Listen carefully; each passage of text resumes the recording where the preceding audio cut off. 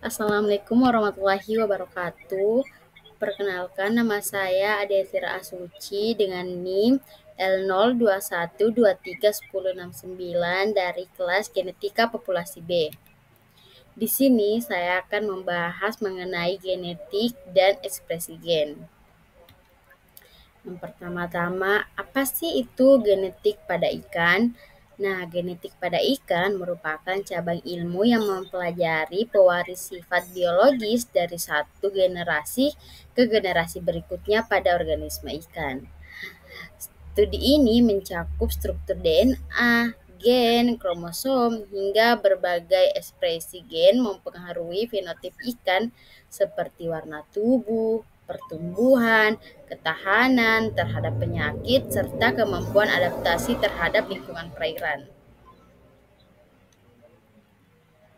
Apa itu DNA? DNA merupakan molekul yang menyimpan semua informasi genetik dan berbentuk seperti tangga berpaling. Kenapa DNA penting? Karena dapat membuat setiap makhluk hidup itu unik.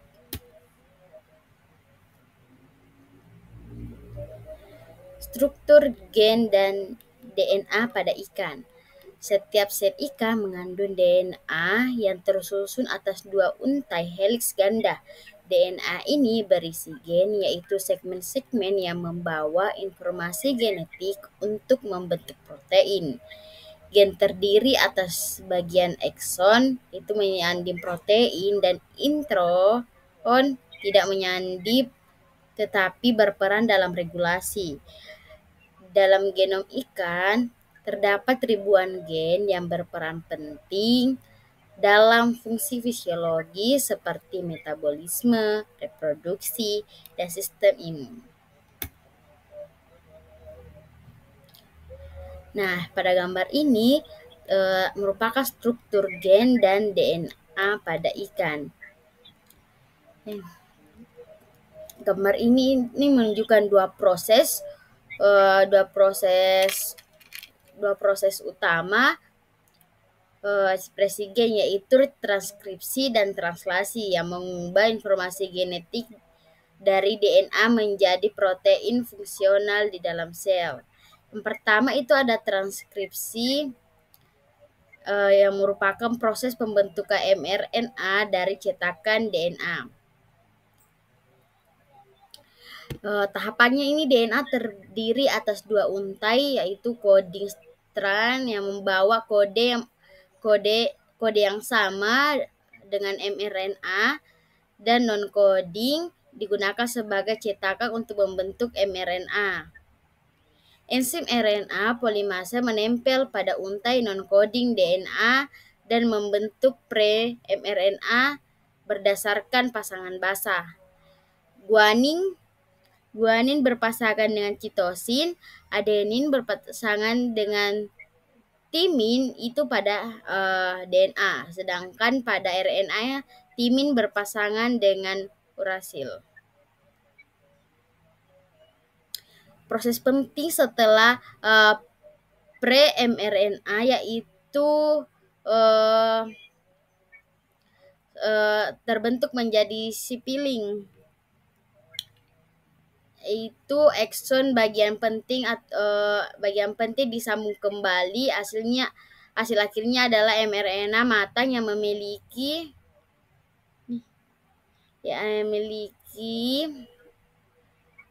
untuk M7 cap di ujung 5 melindungi mRNA dari degradasi. Dan poli A tail 7 3 membantu kestabilan dan ekspor dari inti sel. Nah, yang kedua itu ada translasi, yang dimana proses pembacaan mRNA untuk menyusun rantai asam amino.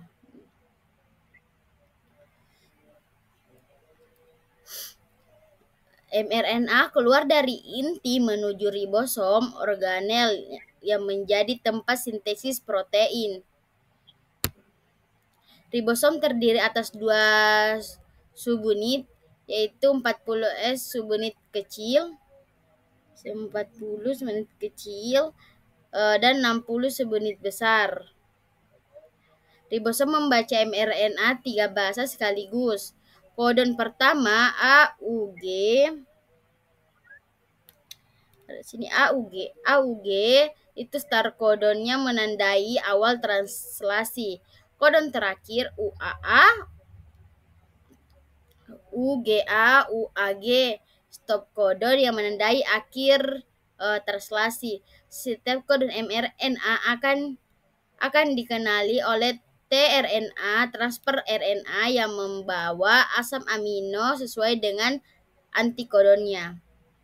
Ribosom bergerak sepanjang mRNA sambil menyusun asam amino menjadi rantai panjang disebut protein elegan. Ini rantai panjang. Nah, rantai tersebut akan melipat membentuk struktur 3 dimensi.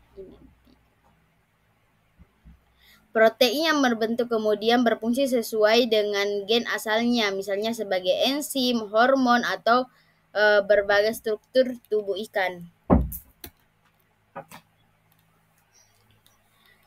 Nah, sifat-sifat pada ikan diwariskan melalui mekanisme Mendel, yaitu pewaris gen dari induk jantan dan betina. Setiap ikan memiliki pasangan kromosom, itu diploid, satu set dari induk jantan dan satunya itu dari induk betina. Contohnya itu pada warna tubuh pada ikan guppy yang ditentukan oleh kombinasi gen dominan dan resesif.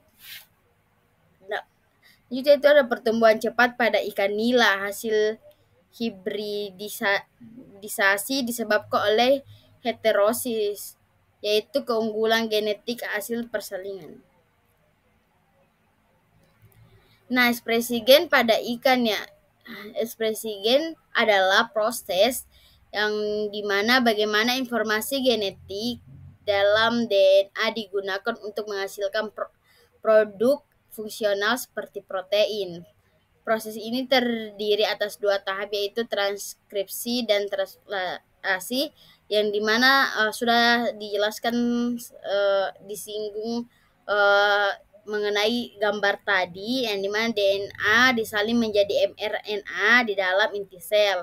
Enzim RNA polimerase membaca urutan basa DNA membuat salinan RNA, sedangkan translasi mRNA dibawa ke ribosom, tempat di mana urutan basa mRNA diterjemahkan menjadi rantai asam amino atau protein.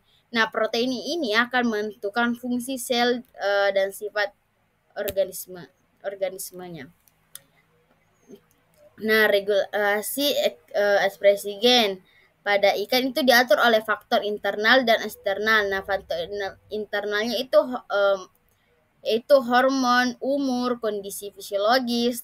Faktor eksternalnya itu suhu, salinitas, pencerahan, ketersediaan oksigen, dan stres lingkungan. Perubahan kondisi lingkungan ini dapat mengakibatkan atau menonaktifkan gen tertentu. Misalnya pada ikan di air dengan kadar garam tinggi dan pengaturan osmoregulasi yang meningkat aktivitasnya untuk menyeimbangkan tekanan osmotik tubuhnya. Mungkin itu saja penjelasan materi dari saya. Kurang dan lebihnya mohon dimaafkan. Wassalamualaikum warahmatullahi wabarakatuh.